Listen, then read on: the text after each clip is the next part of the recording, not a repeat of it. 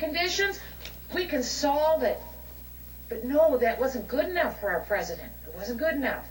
You see, what he demanded and insisted upon is that the government have 100% control over health care.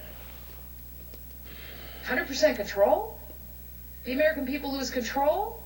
What did they get?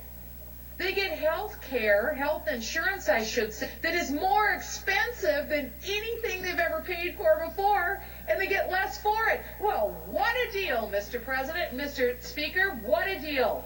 The American people, especially vulnerable women, vulnerable children, vulnerable senior citizens, now get to pay more and they get less. That's why we're here.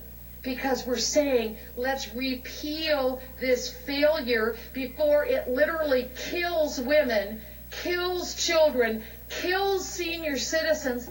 Let's not do that. Let's love people. Let's care about people. Let's repeal it now while we can, and instead do... She honestly has no business being an elected representative. Look, man, there was a time when we would sit and we'd listen to this nonsense and we'd laugh about it and we'd mock it and all this stuff. It's no longer funny. Because as much as you and I know that what she's saying is factually incorrect, and I can demonstrate it to you and prove it to you, there is a swath of up to 40% of the country, maybe more, that hears that and they go, nailed it. Go get him, you're right. Obama wants to kill people in our family. That's dangerous, man. You're going down a slippery slope when you start talking like that. And look, you bear responsibility for anything that might happen to a Democratic lawmaker or Barack Obama, at least, one level removed. I'm not saying you directly pulled the trigger at Gabby Giffords, for instance, but, does this rhetoric contribute to people who are borderline that might do something crazy?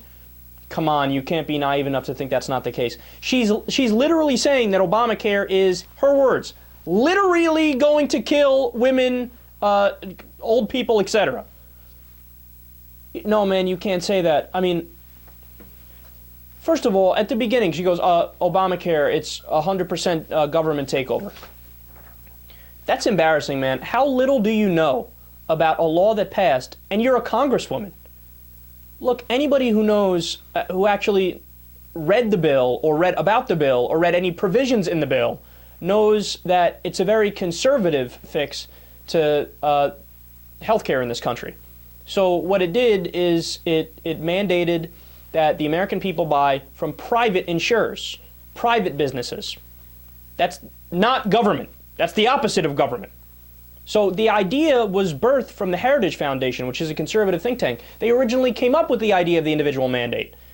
Bob Dole had it in his 1996 plan when he proposed it, right? Now all of a sudden a Democrat proposes it and they call it a government takeover of healthcare, 100% government takeover. That's not even close to true. You know what the amazing part is? It's got nothing to do with government. It's a 0% government takeover of healthcare. How little do you know, and you're a representative? She should be monumentally embarrassed, but I don't think she's dumb enough to even realize how stupid she is. Wait, did that make sense? I don't think she's smart enough to even realize how stupid she is. She thinks everything she's saying is either true or not empirically testable. Look, and then when you break it down further, so on Thursday, Health and Human Services Secretary Kathleen Sebelius announced that more than 6.3 million Americans in the Medicare program have saved more than $6 billion on prescription drugs.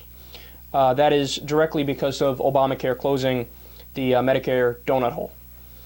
They were able to do that because of the Affordable Care Act, and they extended the coverage limit and the catastrophic coverage threshold.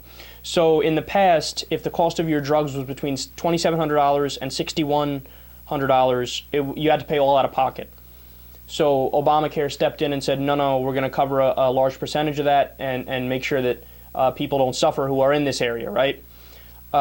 Then, of course, there's other provisions of Obamacare that are overwhelmingly positive.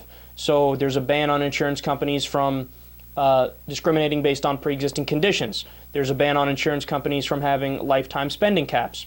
There is a mandate that insurance companies need to spend 80% of the insurance money on actual health care and not paperwork. In the past, there would be different ratios. Some companies would spend 65% of their money on healthcare, 60% of their money on healthcare, and the rest on paperwork, and while at the same time they're still denying people care. Well, there's moral implications of that. And Obamacare said, no, you have to do at least 80%. Then there's tax credits that go to the poor and the middle class to help families pay for insurance. Obamacare expands Medicaid. It covers more poor folks. It cuts $127 billion from the deficit because the government no longer has to pick up the slack and take care of people who go in the emergency room when the taxpayers foot the bill. No, it makes people have individual responsibility and go into the private market. Now, you guys know it's not my favorite form of healthcare reform. I prefer a Medicare for all system. That's the best way to go. You get 100% coverage. You get the costs go down and the quality of care goes up, right? But this is better than nothing. And for Michele Bachmann to go out there and say that it kills people, no, the irony is that the system before killed people, right? 45,000 people died every year because they don't have access to basic health care in the U.S. before Obamacare, right? What does Michele Bachmann have to say to that? But she doesn't know, because she never read that study, and she doesn't care about that study. 45,000 people. You know what that number was in Canada? 0. You know what it was in France? 0. Everybody's covered, no questions asked. Look, if you don't know something, don't talk about it. Look, last thing, and then we'll go forward, I promise, but there was a story that really was amazing to me when I was reading about what the insurance companies were doing before Obamacare, right? There's this practice called rescission, which is when an insurance company nullifies a contract retroactively. So one example, a well-known case is a woman who had acne, and she had contracted cancer. And what the insurance company did is they dug back in her past, and they found out that she had acne, and they said, oh, we're nullifying your contract. We're not going to cover your cancer treatment. And she's like, why? I don't understand. What are you talking about? They say, oh, well, in your records we found this. She's like, what are you talking about? That's acne. What does that have to do with cancer, right? They say, no, you say it's acne. We say it's cancerous skin lesions. This is why medical bills is the #1 cause of bankruptcy in the U.S. The insurance companies are dipping out of their responsibilities based on a whim, based on nothing, using legal loopholes, right? And not only is it bad business, it's also unethical and immoral. But no, Michele Bachmann wants to try to attack the solution and bring us back to the situation we had when there was nothing but problems.